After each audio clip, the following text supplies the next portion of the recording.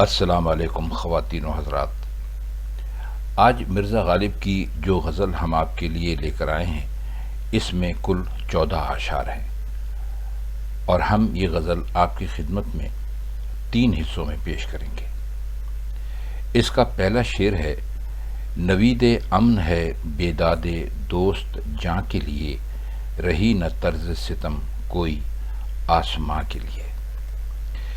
نوید کا مطلب ہوتا ہے خوشخبری، امن آپ جانتے ہیں جہاں پر کوئی ہنگامہ نہ ہو، جھگڑا نہ ہو۔ یہاں پر ہے مطلب آپ لیجئے بے فکری کے معنوں میں آپ اس کو لے سکتے ہیں۔ بے داد کہتے ہیں ظلم کرنے کو، جو ظلم کیا جاتا ہے اس کو بے داد کہتے ہیں۔ یہ ہم آپ کو کئی مرتبہ پہلے بھی بتلا چکے ہیں۔ طرز ستم کا مطلب ہوتا ہے ظلم کرنے کا طریقہ۔ تو اس کا اگر ہم مختصر سا مطلب کریں تو وہ فرماتے یہ ہیں کہ محبوب کے ظلم اور ستم نے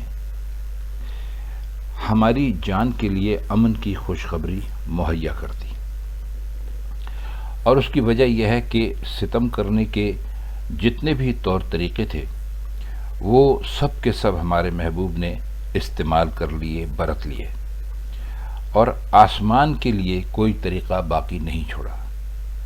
مطلب یہ کہ ظلم کے جتنے طریقے ہو سکتے ہیں وہ تو اب ہو چکے، عمل میں آ گئے۔ اب اگر آسمان کوئی فتنہ اٹھانا چاہے تو انہی طور طریقوں میں سے ہوگا جن کے ہم محبوب کے ہاتھوں عادی ہو چکے ہیں۔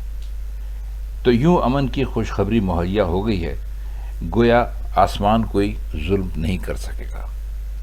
اب شعر کو تھوڑا سا مزید اگر سمجھیے تو ان کا مطلب یہ ہے کہ انسان پر جو بھی مصیبتیں اور پریشانیاں اس کے دوستوں یا جان پہچان والوں، رشتہ داروں وغیرہ کی وجہ سے آتی ہیں، تو وہ کہتے ہیں کہ وہ اپنے طریقے سے نئے نئے طریقے تلاش کرتے ہیں اپنے طور پر تنگ کرنے کے، پریشان کرنے کے۔ اور جب آدمی ان سارے طریقوں کا عادی ہو جاتا ہے اور پھر تقدیر میں اس کی کچھ برا لکھا ہوا ہو تو کہتے ہیں کہ وہ اور کتنا زیادہ برا ہوگا، اس سے زیادہ برا تو ہو نہیں سکتا جو کہ اس کے ساتھ دنیا کر چکی ہے۔ تو وہ کہتے ہیں کہ اب اگر تقدیر کی طرف سے ہمارے لیے کچھ برا بھی لکھا ہوا ہے تو ہمیں اس کی فکر نہیں ہے، پہلے ہمیں اس کی پریشانی رہتی تھی، لیکن اب اس کی پریشانی نہیں ہے، کیونکہ جو طریقے بھی ہمیں تنگ کرنے اور پریشان کرنے کے تھے وہ تو ہمارے پیارے ہمارے خلاف استعمال کر چکے ہیں، لہٰذا اب ہمارے لیے یہ ایک طرح کی نوید امن ہے، یعنی ایک طرح کی یہ ہمارے لیے خوشخبری ہے۔ دوسرا شعر ہے: بلا سے گر مژائے یار تشنائے خوں ہے، رکھوں کچھ اپنی ہی مژگان خوں فشاں کے لیے۔ بلا سے کا مطلب یہ ہے کہ بھائی ہمیں کوئی فکر نہیں ہے۔ مژائے یار، مژا کہتے ہیں پلک کو، ہم آپ کو کئی مرتبہ بتلا چکے ہیں۔ مژائے یار یعنی محبوب کی پلکیں۔ تشنا کہتے ہیں پیاسے کو، اور تشنہ خون، خون کے پیاسے کو۔ خون فشاں کا مطلب ہوتا ہے خون بہاتی ہوئی یا خون برساتی ہوئی، مطلب کوئی خاص مشکل نہیں ہے۔ فرماتے وہ یہ ہیں کہ اگر محبوب کی پلکیں خون کی پیاسی ہیں تو ہوں، آخر اپنی خون برسانے والی پلکوں کے لیے بھی کچھ نہ کچھ رکھنا ضروری ہے، سب کچھ اسی کی نظر کیوں کر دوں۔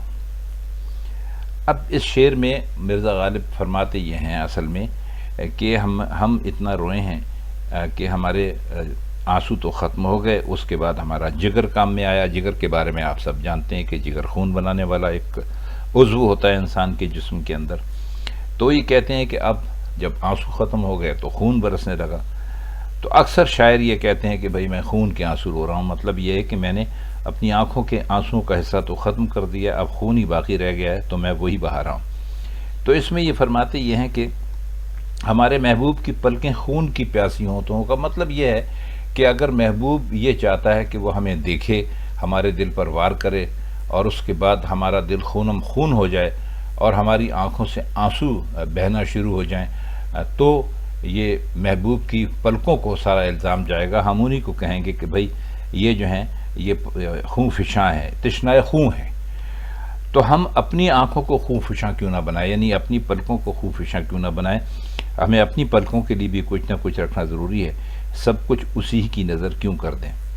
اب اگر آپ اس کو تھوڑا سا مزید سمجھنا چاہیں شعر میں، تو فرماتے وہ یہ ہیں کہ کسی محبوب کے عشق میں انسان کو اس قدر دیوانہ نہیں ہو جانا چاہیے کہ اپنا تن من دھن سبھی کچھ لٹا دے۔ ٹھیک ہے، وہ محبوب ہے، ہم اس سے محبت کرتے ہیں، بہت پیار کرتے ہیں، لیکن اس کا مطلب یہ نہیں ہے کہ ہم اپنی ہستی کو ہی بھلا دیں، ہستی کو ہی ختم کر دیں۔ تو غالب نے یہاں پر تھوڑی سی ایک سمجھداری کی بات کرنے کی کوشش کی ہے، جو عموماً شعراء اور جو عاشق شعراء ہوتے ہیں وہ کرتے نہیں ہیں۔ تو ہم تو اس شعر کو کچھ اس طرح سمجھتے ہیں، اگر کوئی دوست اس کو زیادہ بہتر سمجھتا ہو تو کمنٹ سیکشن میں ہمیں ضرور بتائیں۔ اس کا شعر نمبر 3 ہے اس غزل کا، وہ زندہ ہم ہیں کہ روح شناس خلق اے خضر، نہ تم کے چور بنے عمر جاویداں کے لیے۔ یہ بہت مشہور شعر ہے اور آپ نے کئی مرتبہ سنا بھی ہوگا۔ روح کا مطلب ہوتا ہے چہرہ، روح شناس کا مطلب ہوتا ہے چہرہ دکھانے والا، چہرہ پہچانے والا، اور خضر کیا ہے یہ ہم آپ کو ابھی آگے چل کر بتا دیتے ہیں۔ چور بننے کا مطلب یہ ہوتا ہے ہمیشہ چھپ کر رہنا، عمر جاویداں وہ زندگی جو ہمیشہ باقی رہے۔ اب آئیے حضرت خضر کی طرف، کہ عام روایت یہ ہے کہ حضرت خضر علیہ السلام زندہ ہیں۔ جو لوگ مسلمان ہیں وہ تو اچھی طرح حضرت خضر والے واقعے سے واقف ہوں گے، اور کہتے یہ ہیں کہ خاص خوش نصیبوں کے سوا کسی کو نظر نہیں آتے۔ تو مرزا غالب نے اس سے یہ پہلو پیدا کر لیا کہ زندگی سے مراد ہے خلق خدا سے روح شناسی، یعنی اگر آپ زندہ ہیں تو آپ معاشرے میں چلتے ہیں پھرتے ہیں، لوگوں سے ملتے ہیں، بات چیت کرتے ہیں، رشتے قائم کرتے ہیں، میل جول وغیرہ۔ اگر یہ چیزیں نہ ہو تو زندگی کس کام کی ہے؟ تو اصل میں جو دنیوی زندگی ہے اس کی تعبیر یہی ہے، اس کے سوا کوئی نہیں ہے کہ آپ لوگوں سے ملے جلیں، ان کے ساتھ رشتہ قائم کریں، بات چیت کریں، عشق کریں، محبت کریں، جھگڑا کریں، کچھ بھی کریں، تو آپ اس کو آپ کہیں گے روح شناس خلق۔ اور فرماتے یہ ہیں کہ اے خضر علیہ السلام سے مخاطب ہیں کہ اصل زندگی تو ہماری ہے کہ دنیا ہمیں دیکھتی ہے، ہم دنیا کو دیکھتے ہیں، ہم لوگوں کا ہاتھ بٹاتے ہیں، لوگ ہماری مدد کرتے ہیں۔ تو کہتے ہیں تمہاری زندگی کیا ہے کہ تم نے ہمیشہ زندہ رہنے کے لیے لوگوں کی نگاہوں سے چھپنا زیادہ بہتر سمجھا، یعنی ایک طرح سے چور بن گئے جو کبھی نظر نہیں آتا، ہمیشہ اپنا چہرہ چھپا کر ہی رکھتا ہے، وہ بھی اس غرض سے کہ ہمیشہ زندہ رہو۔ تو فرماتے ہیں ہمیں ایسی زندگی نہیں چاہیے جو خضر کی سی زندگی ہو کہ ساری زندگی لوگوں کی نظروں سے چھپے رہے۔ تو خضر علیہ السلام کے لیے مشہور یہ ہے کہ وہ انہیں کبھی موت نہیں آتی، وہ ہمیشہ زندہ ہیں اور خاص لوگوں کو ملتے ہیں اور خاص موقعوں پر ان کی مدد کرتے ہیں۔ اس سلسلے میں بہت سارے واقعات بھی کتابوں میں پڑھنے کے لیے ملتے ہیں۔ تو وہ حضرت خضر سے کہتے ہیں کہ بھائی آپ کو ہم صرف اس لیے چور کی طرح سمجھتے ہیں کہ آپ نے ایک لمبی چوڑی زندگی پانے کے لیے لوگوں کی نگاہوں سے آپ اوجھل ہو گئے، چھپ گئے۔ تو ہمیں ایسی زندگی نہیں چاہیے، ہماری زندگی تھوڑی سی لیکن ہم اسے عام انسان کی طرح گزارنا چاہتے ہیں۔ شعر نمبر 4 ہے، آج کا آخری شعر ہے۔ رہا بلا میں بھی مبتلائے آفت رشک، بلائے جاں ہے ادا تیری ایک جہاں کے لیے۔ بلا کا مطلب ہے مصیبت، پریشانی جو ہوتی ہے اس کو، پریشانی کو بلا کہتے ہیں، آپ سب جانتے ہیں کہ یہ بلا کسے کہتے ہیں۔ مبتلا کا مطلب ہوتا ہے کسی چیز کے اندر پھنس جانا۔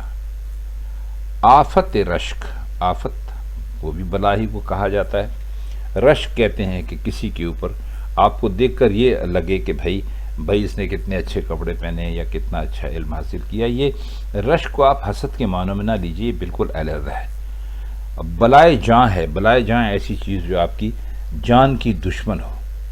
اور ادا آپ جانتے ہیں کسے کہتے ہیں، ہم بہت مرتبہ بتلا چکے ہیں۔ ایک جہاں کا مطلب یہ ہے دنیا کے لیے۔ تو شعر یہ ہے کہ شعر کا مطلب کچھ یوں ہوگا کہ مجھ پر بلائیں نازل ہوتی رہیں اور اس حال میں بھی رشک کے عذاب سے میرا چھٹکارا نہیں ہوا۔ سبب یہ تھا کہ تیری ادا سارے جہان کے لیے بلائے جان ہے، حالانکہ اسے صرف میرے لیے بلائے جان ہونا چاہیے تھا۔ اب یہ جو رشک کا مضمون ہے یہ مرزا غالب نے بہت زیادہ استعمال کیا ہے، شاید ہی کسی اور شاعر نے اتنا زیادہ استعمال کیا ہو۔ اس کا ایک بہت ہی مشہور شعر ہے، آپ نے سنا بھی ہوگا، قہر ہو یا بلا ہو جو کچھ ہو، کاش کہ تم میرے لیے ہوتے، تو یہ کافی انہوں نے استعمال کیا. تو اس شعر کا کوئی خاص بہت لمبا چوڑا مطلب نہیں ہے، جو بھی تھا وہ ہم نے آپ کی خدمت میں پیش کر دیا. تو خواتین و حضرات، آج کے 4 اشعار اس غزل کے ہم نے آپ کی خدمت میں پیش کیے. اب انشاءاللہ اس کے دوسرے حصے میں، یہ پہلا حصہ ہوگا، اس کے دوسرے حصے میں ہم اس کے باقی کے جو اشعار ہیں، 10 شعر ہیں، اس میں سے 4 اشعار کا مطلب لے کر آپ کی خدمت میں پھر حاضر ہوں گے. چلتے چلتے آپ سے درخواست ہے کہ اگر آپ یہ غزلیں دیکھ رہے ہیں، سن رہے ہیں، سمجھ رہے ہیں، تو ہمارے چینل کو کم از کم لائک ضرور کر دیا کریں، کیونکہ ہم یہ دیکھتے ہیں کہ آپ 200، 250، 300 ویوز ہوتے ہیں، لیکن 5، 7، 8، 10 لائکس ہوتے ہیں. لائک کرنے میں آپ کو صرف تھوڑا سا ایک کلک کی تکلیف کرنا پڑتی ہے. تو اگر ہم آپ کے لیے، ہم یہ سمجھتے ہیں کہ یوٹیوب پر ہماری طرح اتنے آسان ترین لفظوں میں مرزا غالب کو کوئی نہیں سمجھا رہا ہے، تو اگر آپ سمجھتے ہیں کہ ہم کچھ واقعی محنت کر رہے ہیں اور آپ کو اس سے کچھ فائدہ ہو رہا ہے، تو اس چینل کو بھی کبھی کبھی لائک اور کبھی سبسکرائب کر دیا کیجیے. تو آج کے لیے بس اتنا ہی. آپ سے اسی غزل کے بقیہ حصے کے ساتھ انشاءاللہ جلد ملاقات ہوگی. تب تک کے لیے ہم چاہتے ہیں آپ سے اجازت. خدا حافظ.